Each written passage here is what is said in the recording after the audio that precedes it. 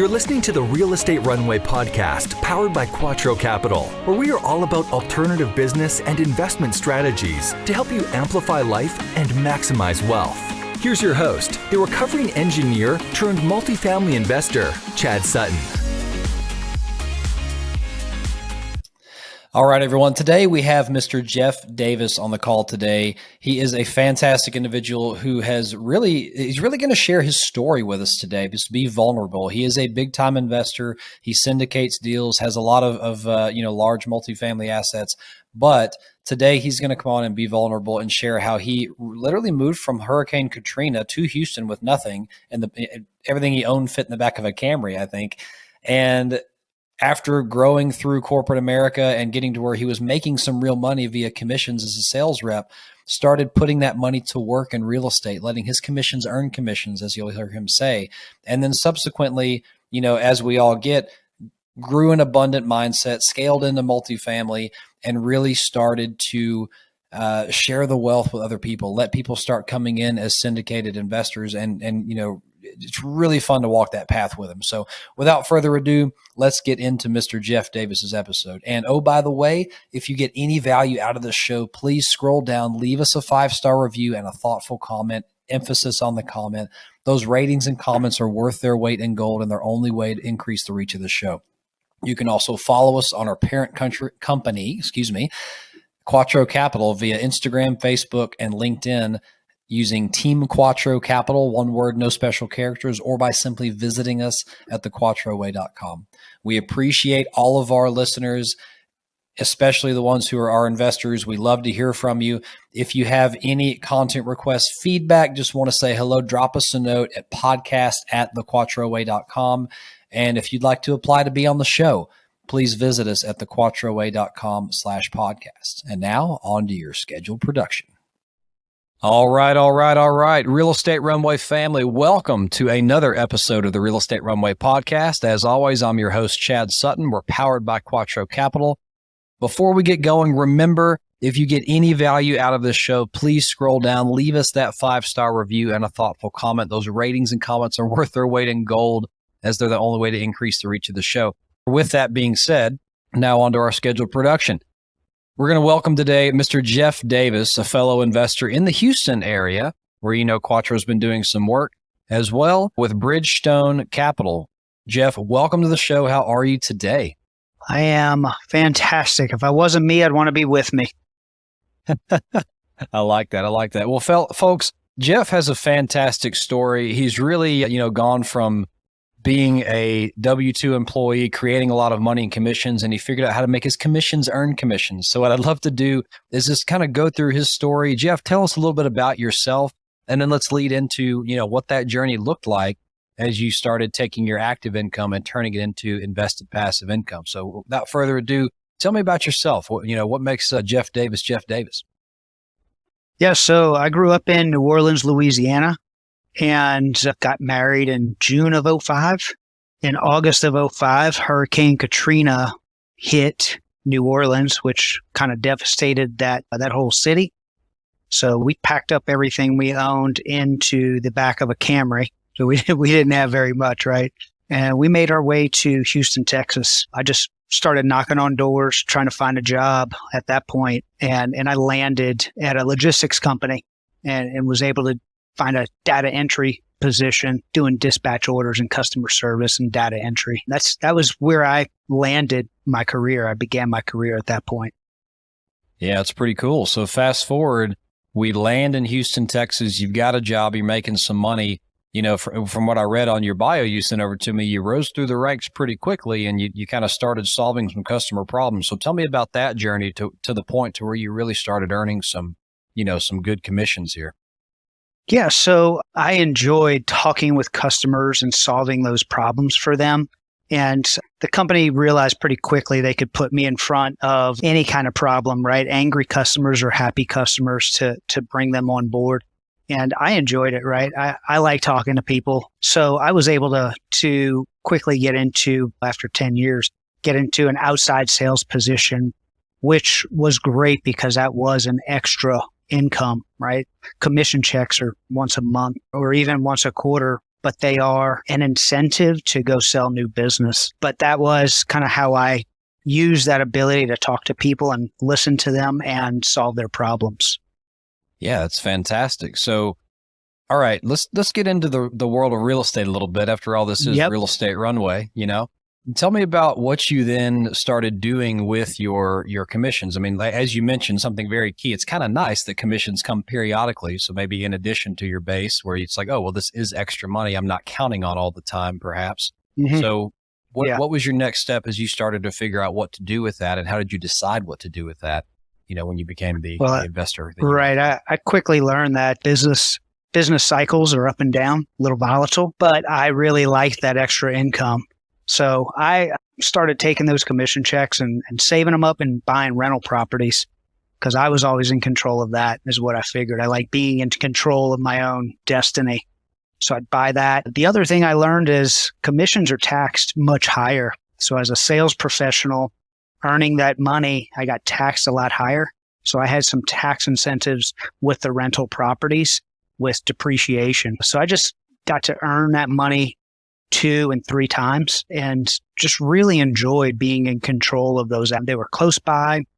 I didn't mind being a landlord, and it was another stream of income, right? 1 rental check, 2, 3, 4, just kept multiplying that. So before we skip to past the point of multiplying, take yourself back. You've worked for this company for 10 years. You started earning some substantial commission checks, and at some point you ask yourself, I'm wise enough, or I read something to know that I need to make this money work for me. How did you decide on real estate? And then how did you buy your first property? Like what I know you had to go through a learning curve to figure out how to even buy a rental property, much less operate one. That's a great question. I heard a radio commercial for kind of a weekend warrior boot camp. And so I went to it not knowing what to expect, but I went there, and that's where the idea of passive income was I globbed onto that. And so day one, I learned about rental properties and passive income and tax benefits. And day 2, I learned about apartments. And I can remember going home and telling my wife, we're going to buy apartments one day. And she was not about that. Like, we're trying to pay our mortgage here. I don't know what you're talking about. That's where I learned. I distinctly remember it. I mean, I can tell you the guy's name. So I attribute that mindset shift to him. And that's fantastic. And folks, I've got to give a little plug there. Whatever seminar you go to, whatever course, whatever book you read, there is a tremendous amount of knowledge out there. There's YouTube, there's Bigger Pockets. I mean, if you're at the point where you're like, hey, let me go buy a rental property or house hack or, learn how to renovate something, so much education out there. I'll tell you, anyone peddling a get rich quick scheme, turn the other way. But, it's easy to get your hands on. Now, no one's going to do it for you. And to his point, Jeff just said, I attribute my mindset shift. You're going to have to change your mindset. You're going to have to change, how you view money, things of that sort. But I love that. Couldn't agree more. So, okay, let's get back into that. Well, before anything to add to that, I took your thunder on a plug there. But. No, you're absolutely right. You're not going to go to a weekend warrior. You're not going to join a group and all of a sudden be wealthy. It is all about understanding that your limitations are your own limitations. Absolutely. So, okay, let's fast forward a little bit further now. And so we've gotten to a point where you started buying and multiplying your personal wealth. What does that journey look like? I mean, did you focus on buying single family for a while? Did you house hack? Did you immediately jump to apartments? How did that snowballing effect take place? Well, I always had the apartments in my mind that I could do it, but I did have a self-limiting belief that I could not do it. The transactional nature of single family was very attractive to me as a salesperson, right? And I could be in control, and I just did not pursue the apartments until much later, until I really wore myself thin doing the single family property flips. I tried wholesaling, rentals. It was not until I wore myself thin and talked to some friends who had multiple apartment acquisitions and understood the benefit of teamwork and how I'm not going to scale up from single family into multifamily because the two don't really translate. So that was kind of the journey in a very small snapshot. Do this for my listeners. And we talk a lot about single and multifamily and even some commercial assets on here, but you said something very key right there.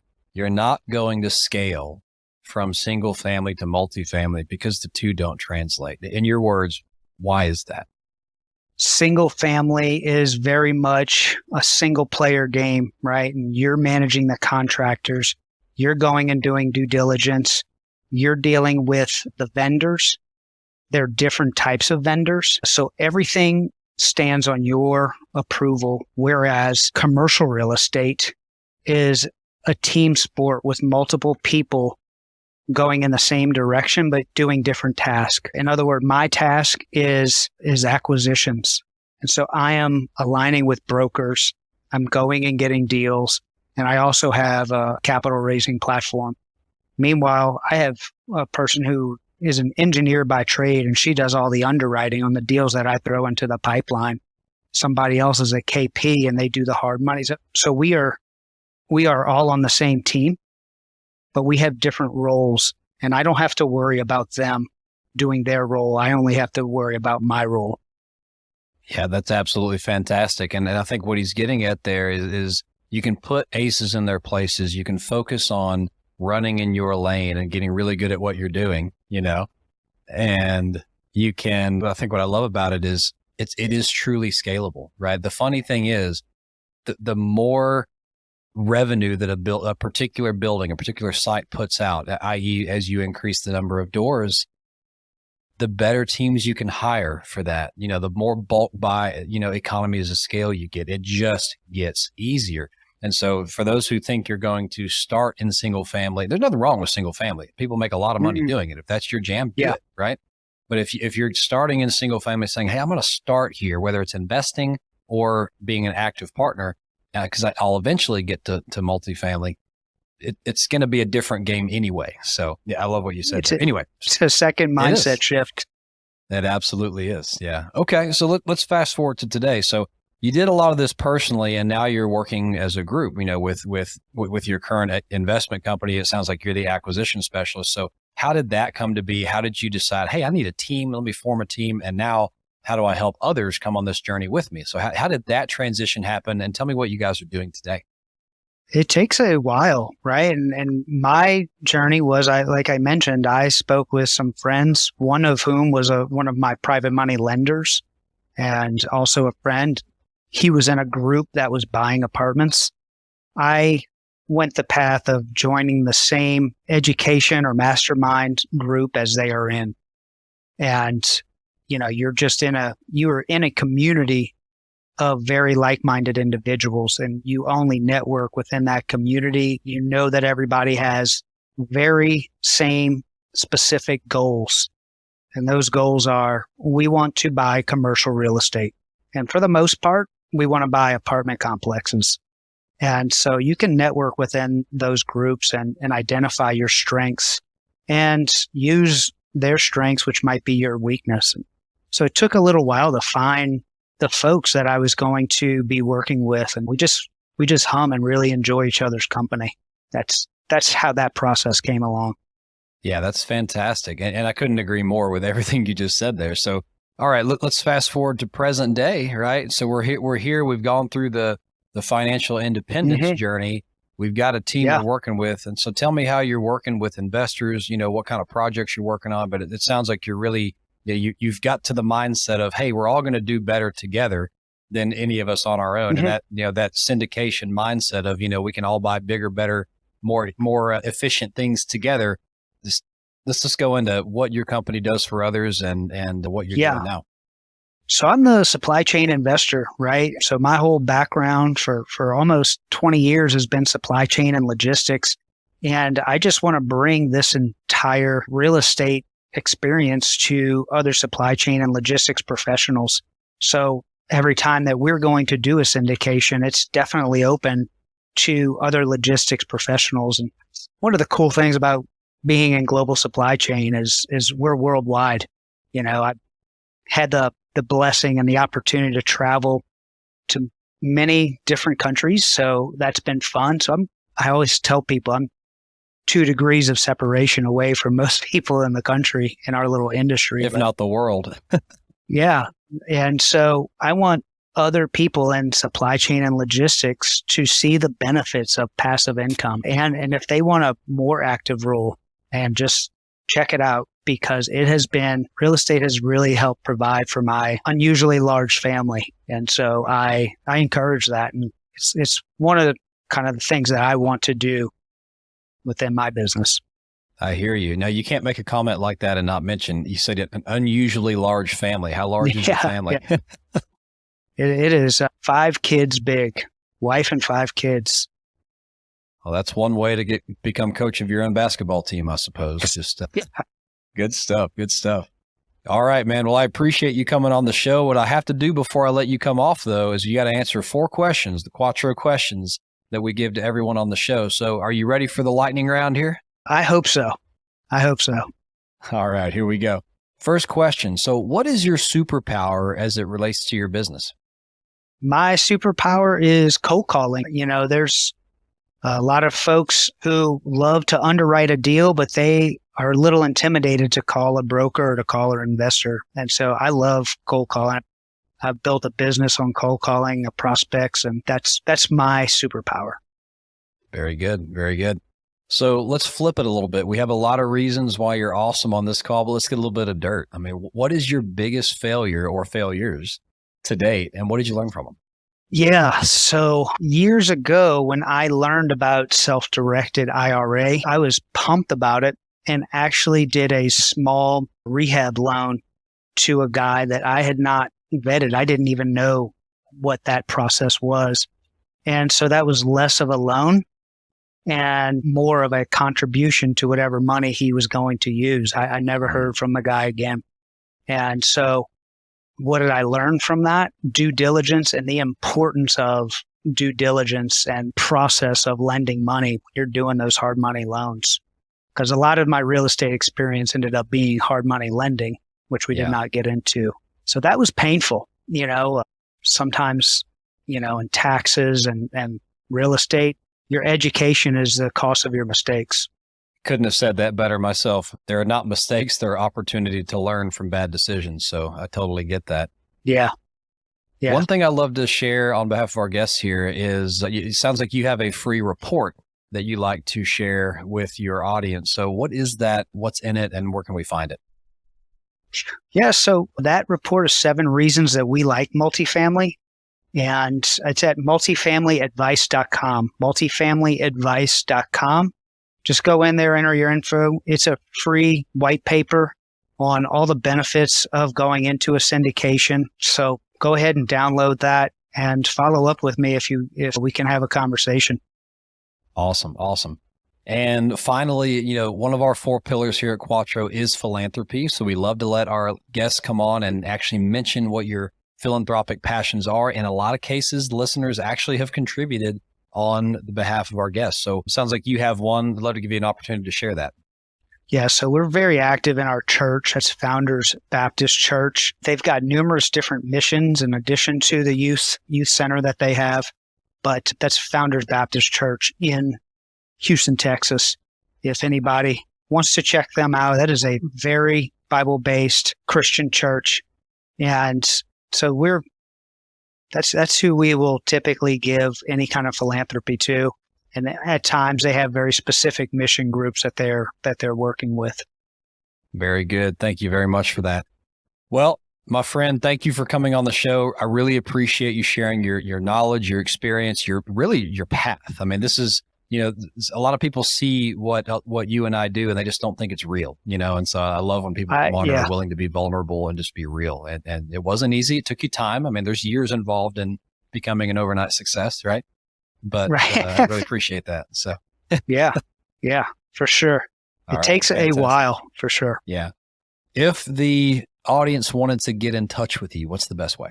The best way is through multifamilyadvice.com. Go get that report and I will be sure to get in touch with you. Fantastic. All right. And everyone, as usual, just scroll down in whatever, app you're listening to this in. Everything we talked about will be in the show notes, any clickable links, anything of that sort. So that'll be that work is done for you. All right, everyone. This has been another episode of the Real Estate Runway Podcast. Until next time, over and out. All right, everyone. Just a reminder, if you got any value out of the show, please scroll down and leave us a 5-star review and a thoughtful comment. Those ratings and comments are worth their weight in gold, and they're the only way to increase the reach of the show. As always, you can always follow us via our parent company, Quattro Capital, on Instagram, Facebook, and LinkedIn at Team Quattro Capital, one word, no special characters, or by simply visiting thequattroway.com. Until next time, friends, over and out. We hope this episode was insightful and brought value to your day. If so, please be awesome and leave us a 5-star review. Find out how Team Quattro can help you at thequattroway.com. Until next time, this is the Real Estate Runway Podcast.